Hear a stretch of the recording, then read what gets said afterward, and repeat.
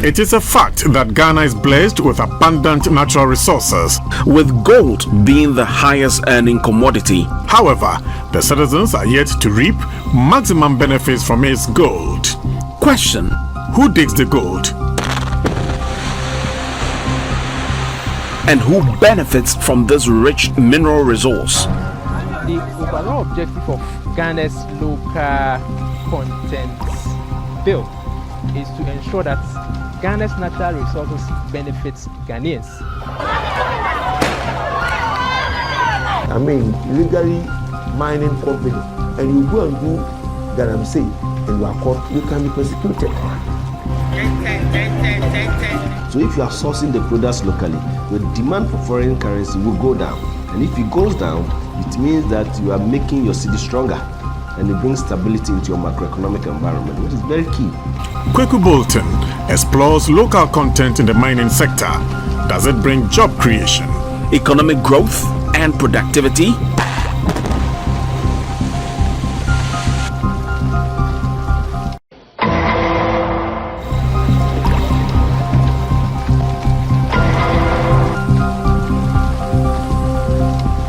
It is exactly 5 o'clock a.m.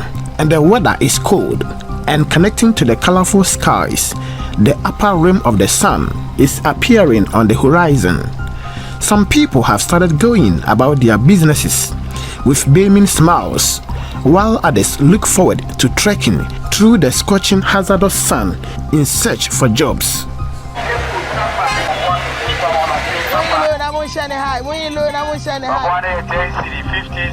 Ghana is blessed with a vibrant workforce engaged in various fields of endeavors.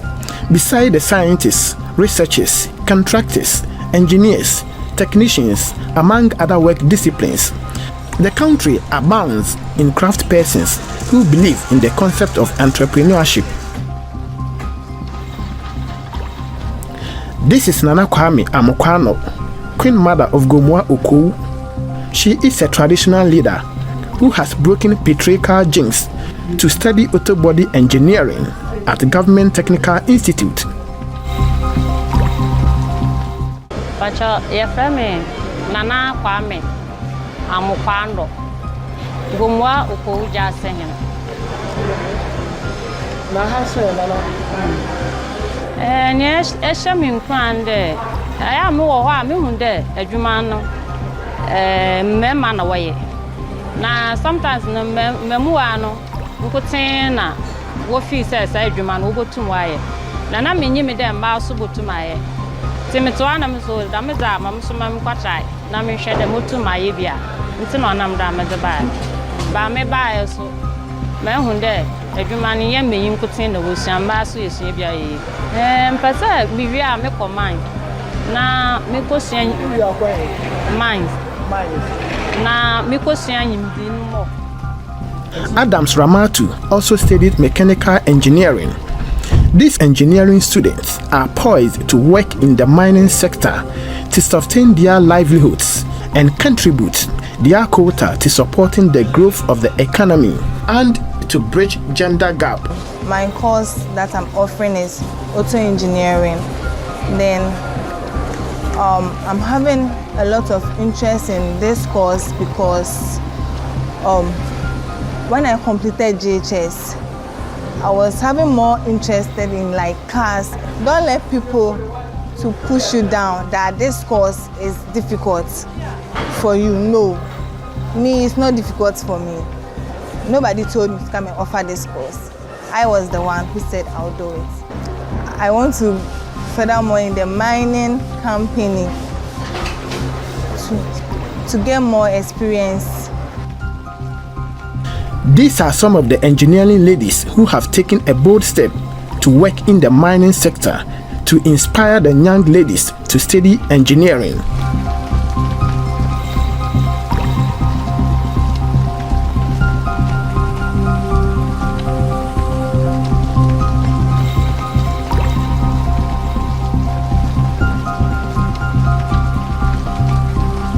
I think going forward, government scholarships should be awarded to people who are taking courses in areas that we have limited supply of expertise in. And so if you are sponsoring somebody, sponsor somebody to go out there to do welding at the international, to get international certification, to do petrochemical engineering, and to do things for which we have limited local supply. Data from the Ghana Statistical Service revealed that between the first and second quarter of 2022, about 445,000 persons 15 years and older outside the labor force joined the number of unemployed persons. More so, close to 850,000 persons 15 years and older employed in the first quarter transitioned to unemployment status in the second quarter, and 1.76 million persons were unemployed in the third quarter of 2022. The data looks scary, with unemployment becoming a security issue in the country.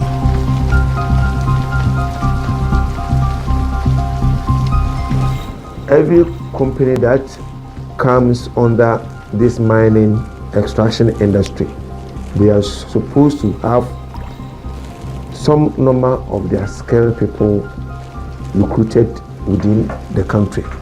Is that okay?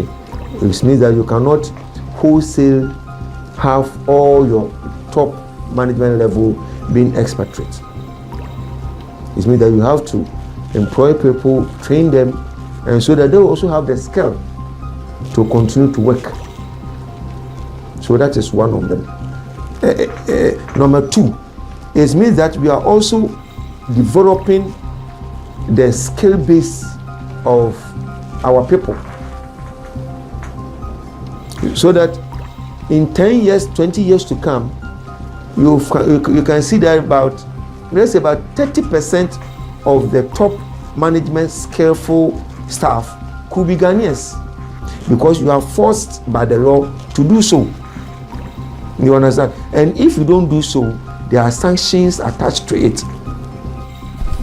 Ghana is blessed with a wide variety of minerals, including gold, bauxite, manganese, diamond, and newly found deposit of lithium. About 16 licensed mining industries in Ghana and more than 300 small-scale miners are engaged in exploration, mapping, drilling, and blasting, among others. The licensed mining industries work with professionals.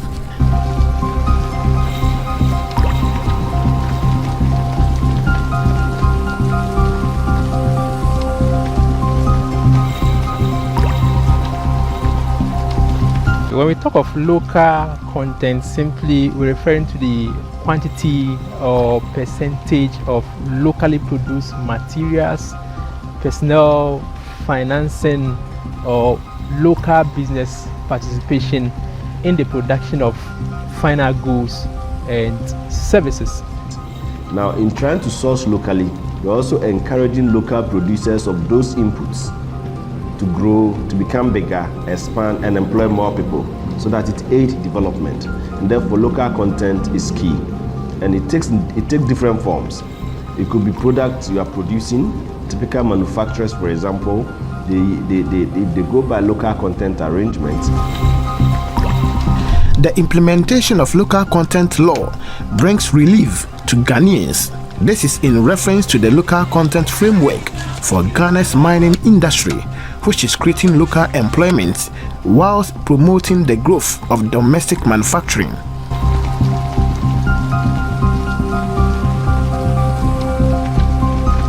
When it comes to other areas such as oil and gas, mining, the supply base of all these companies, we want it to be locally sourced.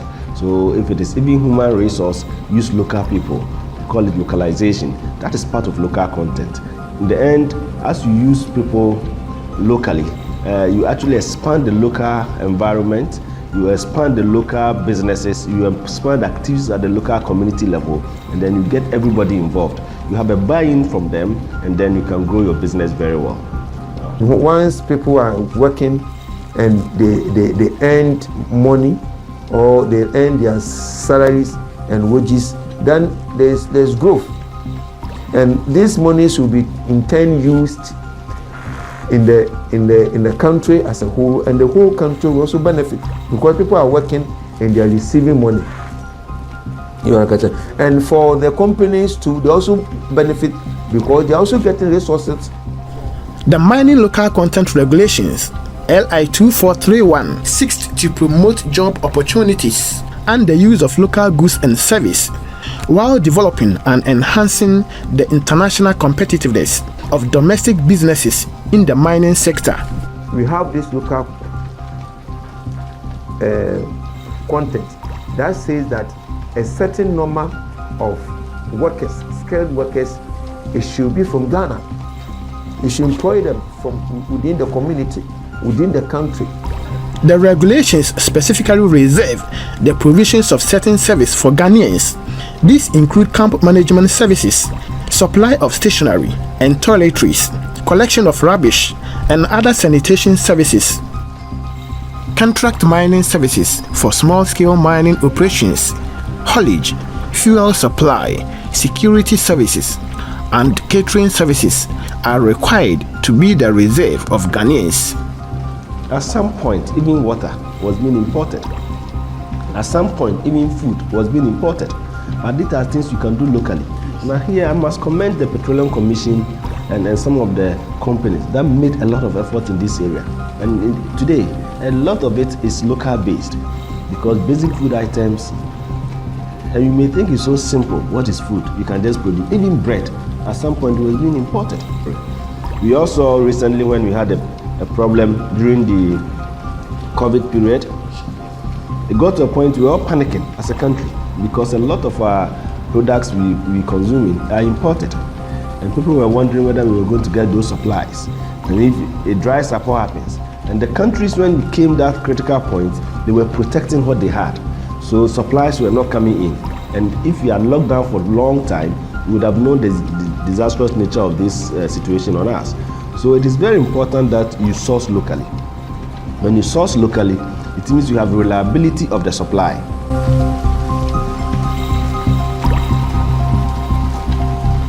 We have been exploring gold for quite a long time, since the colonial era.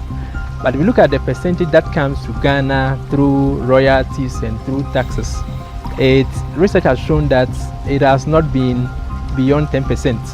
Most of the investments in the sector come from outside the country. Foreign investors put their monies into the exploration and the production. And in most cases, when the gold is exported, a lot of the benefits are repatriated or sent out. Very little flows to Ghana. In terms of economic impacts, one, we are emphasizing on value addition. So if it's good, we are refining the good here. By way of doing that, we enhance the value of whatever output that comes from the extractive industry. And once the value is being enhanced, what it means is that taxes, how much tax government generates from the sector will also increase. As I said, supply chain and local content development is a development. It's not a one-off event. So you can say, I'm cutting this small enterprise. I want to help them to grow. At the beginning, when they are having challenges with finance, because the bank will say, I've never worked with you before. I don't have experience with you. How would I give you a loan? Meanwhile, you the buyer, you know that this guy can do it. Let's give him some small advance. With that, he can probably reach a level where he can get bank financing or other finances and then produce for you. At the Ghana Chamber of Mine Stakeholders Engagement, members of the industry supply chain had the rare opportunity to exhibit their products. The president of the Ghana Chamber of Mines, Dr. Suleiman Nukoni, tasked the local government to put high premium the local content. The mining companies, when they are talking about local content, it's not core mining. You are talking about various inputs which go into the supply chain. And these products generally are manufactured products, fabricated products, and so on and so forth. And in our belief is that because this lies within the bosom of the Ministry of Trade and Industry, it is important that they show more interest, in the work of the Ghana Chamber of Mines and its member companies, especially when it comes to local content. Though local content is a vibrant idea, capitalists share some of the frustration companies go through during procurement processes. I'm here as a local company. It's not so easy for me to know what I have to do to play in the mining sector. It is not overly or visibly advertised, or you don't see it everywhere. You need to want to play there for you to know it. Having access to the right information is sometimes very tough. Some of the requirements are quite hard to attain within a very short time. And some of the requirements, sometimes you will not be able to attain it because may favor other entities who may not even exist in Ghana, who may actually be out of the country, right? So these are, for me, the bureaucracies, the lack of information, and sometimes money. You just don't have the money to be able to do it, even though you have the capacity in terms of the capability, in terms of the technical know-how. But they may require certain bonds. They may require certain initial financial expenditure outlay that may deter you. The mining policy requires duly registered Ghanaian-owned companies to provide services and covered entities, including technical and engineering services. However, these companies are expected to produce quality products to meet international standards. We want to know the process involved in the selection of suppliers, contractors, and other service providers who want to provide goods and service to the company. But generally speaking, if they are selecting companies to supply, there are a lot of issues they look out for. One, your capacity to supply when the order is given. And you must demonstrate that capacity. Don't just talk about it. If you say you are a factory producing this, where is the factory? They must go and inspect it. If you say you can produce this volume, that's the factory they are seeing, the machines they are seeing, the people there, the expertise you have, can it indeed produce that volume? They will do the necessary due diligence. So they will test, they will check on that. They will do the checks on that. Again, they will look at your ability to meet deadlines. First the standards and then the deadlines. So the standard is this. Can you meet it? Maybe you are producing that particular item, but for all you know, your standard is not what their requirements are. So they may say, I want a company that can meet this standard. So there could be so many companies they may have shortlisted, but they will identify the one that can actually meet the standard. And then they come into the question of how quick or early or feasible it is for you to supply within a certain period. They will examine that. When they put all this together, then they sign an agreement with you. The Ghana Minerals and Mining Policy requires responsible mining to protect the environment. According to the legal practitioner, pollution of water bodies and mining in forest reserves are offenses which attract jail terms. These penalties and sanctions may include fine, suspension, revocation of licenses, permits and concessions, and even criminal prosecution in some cases. So if you take a concession as a mining, illegally mining company, and you go and do galamsey, destroying our water bodies, and you are caught, you can be persecuted because you have violated the conditions upon which the license was given to you. Now we have a situation where foreigners, mainly Chinese, are using complex machines doing small-scale mining. In small-scale mining, surface mining, usually we don't use those kind of machines. And you are not also supposed to mine within a certain radius of river bodies. You are not also supposed to enter reserve forest areas. But here is the case now, because we are not able to strictly enforce the laws and regulations, people are going into our reserve forest areas. People are mining in our water bodies, not even within the 100 meters radius that is supposed to be reserved. People have actually gone into the river belts themselves to mine, destroying our water bodies, destroying our forest reserves, and destroying our vegetation in general. Agricultural lands are being destroyed, even cocoa farms are being destroyed for the purpose of mining. That is not sustainable mining. Obviously, The activities of galamsey or illegal mining have had devastating effects on Ghana's economic growth. However, the ban on the galamsey has affected the livelihoods of the people in mining communities, especially those with no skillful job. Can local content be of help to such people? As a win-win situation, I think the large-scale mining companies can invest into developing the development of alternative livelihoods for young men and women who were previously doing galamsey. Government, through the Ghana Enterprise Agency, I think can also step up their entrepreneurship and informal business training activities to make sure that we are building the capacity of unemployed youths to find them something to do.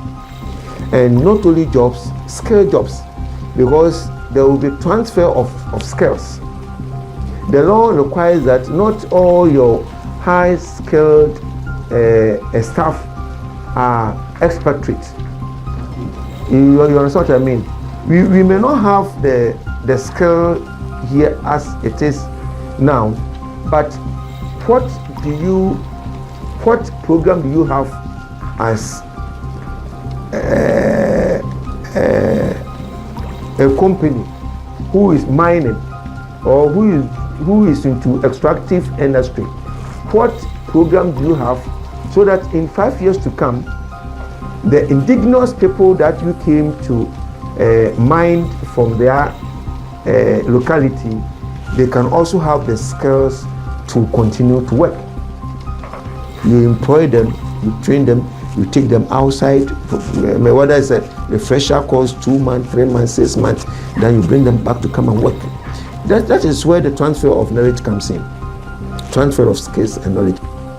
Despite high unemployment rates in the country, the total number of persons employed by the Ghana's large-scale mines as of 2020 was 34,363. This comprised of 3,760 direct employees and 25,603 contract workers.